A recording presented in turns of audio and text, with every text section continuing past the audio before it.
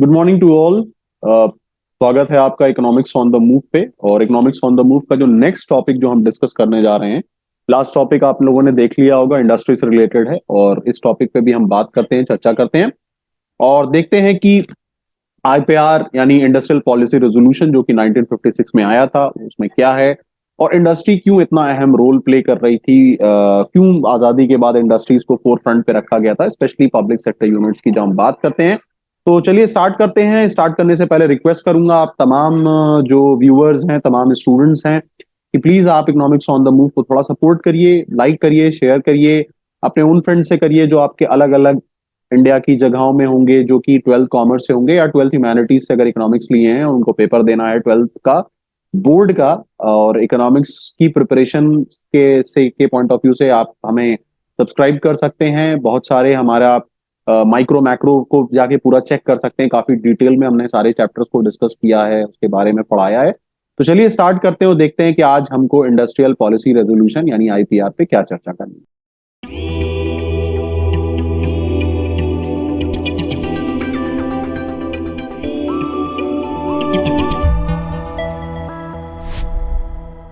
Okay everyone, so start करते हैं और देखते हैं कि क्या जो डिस्कशन है हमारा, यानी प्रिंसिपल एलिमेंट ऑफ आईपीआर 1956, उसके ऊपर एक डिटेल में बात कर लेते हैं कि प्रिंसिपल एलिमेंट ऑफ आईपीआर यानी क्या क्या है। तो three fold classification of industries. अब three fold classification of industries क्या है, यानी इंडस्ट्रीज को एक्चुअली तीन पार्टों में बांटा गया था। ठीक है, यानी हम सबसे पहले पार्ट ए पर डिस्कशन करेंगे। क्या है? Exclusively reserve for public sector 17 industries under central government control and they are known as central public sector undertakings, later on known as public sector undertakings. ठीक है, यानी सबसे पहला जो क्लासिफिकेशन था, यानी जो कैटेगरी ए आप समझ सकते हो, उस कैटेगरी ए में 17 इंडस्ट्रीज रखी गई थी और ये सारी की सारी इंडस्ट्री फुल्ली सेंट्रल गवर्नमेंट के कंट्रोल में, जिसको सेंट्रल पब्लिक सेक्टर अंडरटेकिंग्स या फिर बाद में पब्लिक सेक्टर अंडरटेकिंग्स कहा गया था। यानी category A was exclusively reserve for the public sector. चलिए बी पे आ जाते हैं। तो 12 इंडस्ट्रीज हैं, इसमें कितनी थी? 17 थी, इसमें कितनी है? 12 है। 12 industries under control of state government, here both public as well as private play an important role. यानी यहां पे दोनों इंपॉर्टेंट रोल प्ले कर रहे थे, लेकिन याद रखिएगा कि यहां पे पब्लिक को ही आगे रखा गया था, यानी जो हमारा प्राइवेट सेक्टर था वो सेकेंडरी रोल प्ले कर रहा था, लेकिन उसको भी मौका दिया गया था कि आप भी आइए और आप भी अपनी तरफ से जो भी कॉन्ट्रीब्यूशन दे सकते हैं। Third category, all industries other than in the category A and B were left to the private sector. यानी वो सारी कैटेगरी जो कि ए में नहीं था, बी में नहीं था, उसको किस में रख दिया गया था? सी में दे दिया गया था। सी को यानी आप कह सकते हो कि it was reserve for the private sector, यानी प्राइवेट सेक्टर को मौका दिया गया कि भाई आप आइए और आके जो भी इंडस्ट्रीज वगैरह आप करना चाहते हो, काम करना चाहते हो, आपको सी कैटेगरी के हिसाब से लाइसेंस परमिट कर दिया जाएगा। तो आप याद रखिएगा कि जो कोर बात थी इंडस्ट्रियल पॉलिसी रेजोल्यूशन की, वो तीन थी, यानी schedule A, schedule B, schedule C. Schedule A में 17 इंडस्ट्री फुल्ली गवर्नमेंट के कंट्रोल में थी, सेंट्रल गवर्नमेंट के कंट्रोल में। शेड्यूल बी में 12 इंडस्ट्री थी, स्टेट गवर्नमेंट के कंट्रोल में। प्राइवेट पब्लिक दोनों अपना रोल प्ले कर रहे थे, लेकिन फिर भी पब्लिक सेक्टर आगे था, private sector secondary role play कर रहा था। शेड्यूल सी या कैटेगरी सी में वो सारी इंडस्ट्री थी जिनको ए और बी में नहीं रखा गया था, उनको उठा के सी में कर दिया गया था और वहां पे प्राइवेट लोगों को या प्राइवेट सेक्टर को ऑप्शन दे दिया गया था कि आप अपना रोल प्ले कर सकते हो या फिर आप इन सेक्टर्स में आ सकते हो, एंट्री कर सकते हो। ओके, थोड़ा सा अब आईपीआर 1956 के ऊपर हम बात कर लेते हैं। तो एक तो ये था three fold classification of industry. Second पे आ जाते हैं। सेकंड में क्या है? Industrial licensing. ठीक है, the basic idea of licensing policy was to encourage industry in the backward region of the country. This was to promote regional equality. यानी देखिए, इसके पीछे एक रीजन था। For example, this is, let's suppose this is India, ठीक है, and this part is Delhi. मान लेते हैं ये दिल्ली है। अब देखिए होता क्या है, everybody wants to go and invest in Delhi because it has a reason. उनको पता है कि दिल्ली से हमको सब कुछ मिल जाएगा, नेशनल कैपिटल है, वहां पे रॉ मटेरियल आना, वहां से सारी चीजें सप्लाई होने में प्रॉब्लम नहीं होगी। लेकिन प्रॉब्लम ये है कि अगर सब लोग दिल्ली में ही इन्वेस्टमेंट करने लगेंगे, so what about the other parts of India?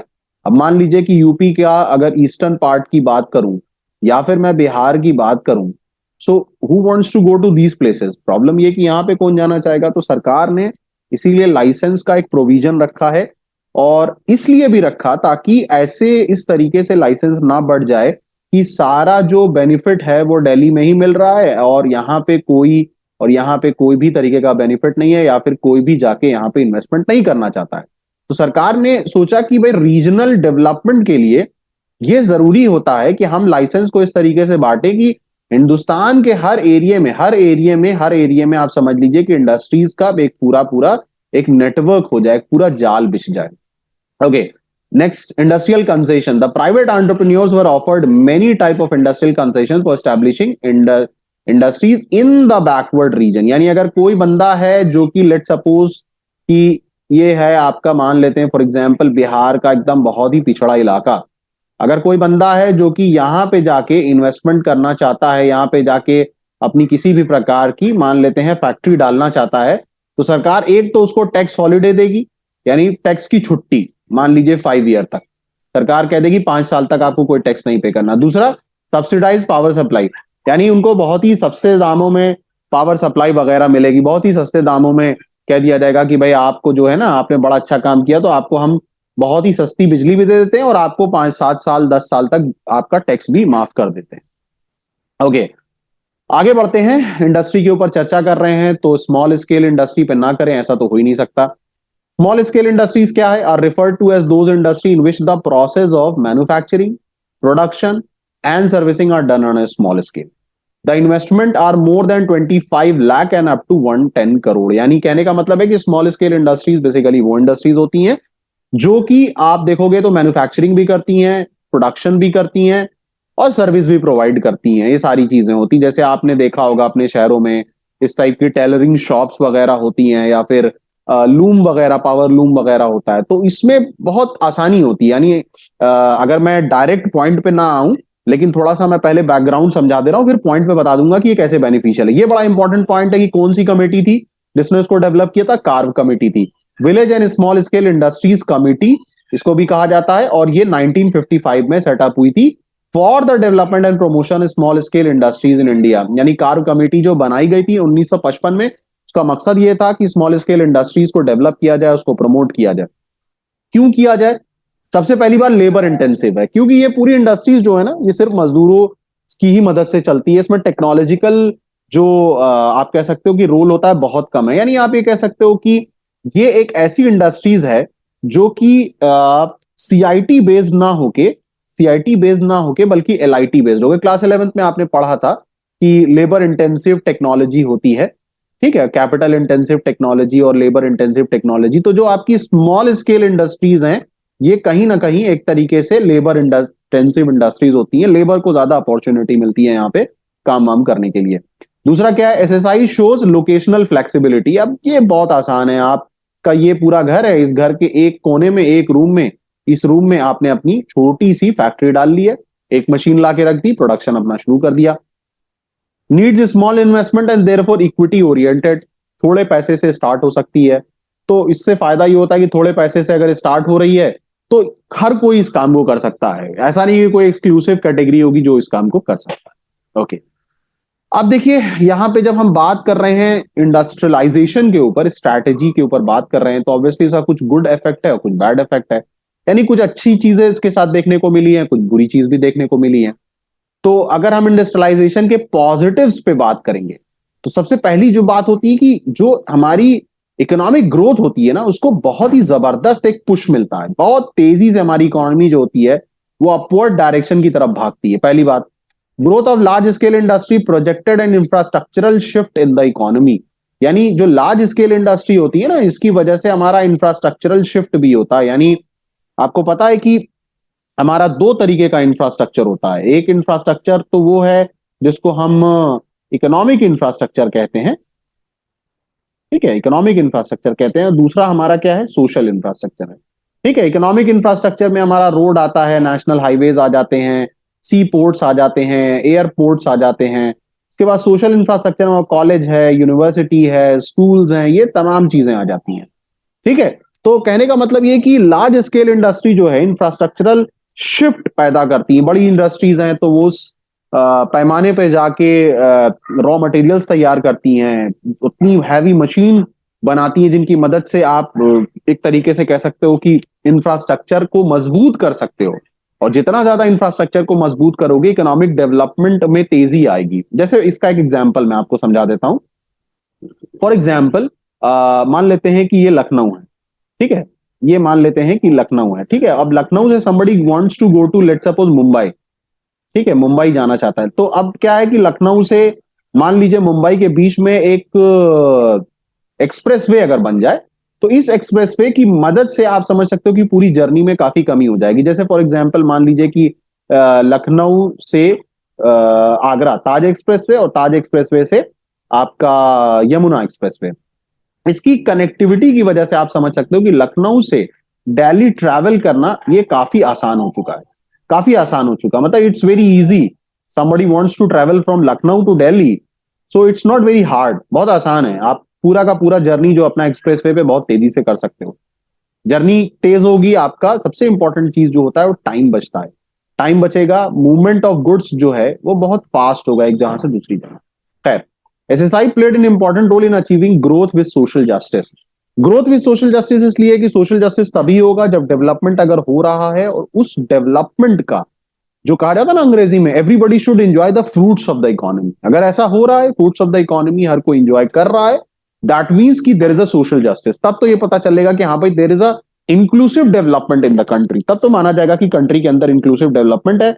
लेकिन अगर ऐसा डेवलपमेंट है जिसमें 4-5 कैपिटलिस्ट क्लास के लोग हैं, 4 से 5 हैं, और वही पूरी की पूरी जो है इकोनॉमी को इंजॉय कर रहे हैं, उसका बेनिफिट ले रहे हैं, तो आई थिंक कि उसका फिर कोई फायदा नहीं होता। बैड इफेक्ट पे बात करें, public sector become a dead social weight, और public sector fail to achieve product of international standard.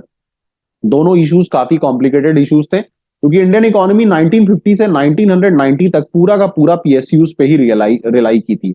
अब उसकी वजह से हुआ ये कि जो हमारा पब्लिक सेक्टर था वो एक डेड सोशल वेट बन गया। इसका कई रीजन था। देखिए, क्या रीजन नंबर 1, तो एक तो ये था कि जिसको आप कहोगे कि इनएफिशिएंसी, ठीक है, बहुत ज्यादा थी। करप्शन बहुत आ चुका था। उसके बाद रेड टेपिज्म, यानी कोई भी चीज है उसमें बहुत डिले हो रहा था डिसीजन लेने में, ठीक है। तो ये तमाम चीजें जो थी, जिसकी वजह से जो हमारा पब्लिक सेक्टर था वो एक सिक यूनिट में तब्दील हो गया था। सिक यूनिट मतलब एक कोई ऐसी यूनिट जो कि लगातार 5 साल तक लॉस फेस कर रही, लगातार 5 साल तक। तो एक डेड सोशल वेट बन गया था, जबरदस्ती का भार था। उसके बाद क्योंकि जो हमारा पब्लिक सेक्टर था, उनके पास कोई, एक तरीके से आप कह सकते हो कि there was no burden of competition at all. Competition का कोई बर्डन नहीं था, ठीक है। मतलब एक तरीके से वो समझते थे कि हमारी तो अपनी मोनोपोली है, हम कुछ भी बना के दे देंगे और ये मार्केट में सामान बिक जाएगा। क्यों? क्योंकि कंपटीशन नहीं था, तो क्वालिटी कुछ भी, मतलब कितनी भी रफ क्वालिटी आप बना के दे दो, but there were no competitor at all. तो आपको वहां पे ग्लोबल मार्केट से मैच कराने का कोई भी प्रेशर आपके ऊपर नहीं था। और उसकी वजह से जो इंडस्ट्रियलाइजेशन की पूरी 40 साल की पॉलिसी हुई थी, वो लास्ट के दिनों में यानी 90s के दौरों में आते आते आते अगर आप देखोगे तो काफी बर्डन टाइप का हो गया था। वो जो एसिड थी वो कहीं ना कहीं एक लाइबिलिटी में कन्वर्ट हो गई थी। तो आज हमने बात किया है किसके ऊपर, सबसे पहले तो एक इंपॉर्टेंट टास्क जो आपका टॉपिक है आईपीआर, उसके ऊपर डिस्कशन किया। उसके बाद स्मॉल स्केल इंडस्ट्रीज के ऊपर भी बात किया, उसको भी डिस्कस किया। उसमें भी मैंने बताया कौन सी कमेटी थी और क्या है सारी चीजें। लास्ट में हमने थोड़ा सा स्ट्रेटेजी ऑफ इंडस्ट्रियलाइजेशन, उसके पॉजिटिव उसके नेगेटिव्स पे बात किया। So that was all about from this very lecture in which we talked about industry in a detail. अगले वीडियोस पे हम इंडिया के फॉरेन ट्रेड के ऊपर बात करने वाले हैं, काफी अहम टॉपिक है। धीमे धीमे करके मैं ऐसे ही पूरी कोशिश करूंगा कि जनवरी में मैं इंडियन इकोनॉमिक डेवलपमेंट को खत्म कर दूं, ताकि उसके खत्म होने के साथ ही साथ कुछ रिवीजन जो मुझे करवाना है आप तमाम स्टूडेंट्स को, वो मैं करवा दूं। So that was all about from my side. Stay blessed guys and keep on watching Economics on the Move. Thank you.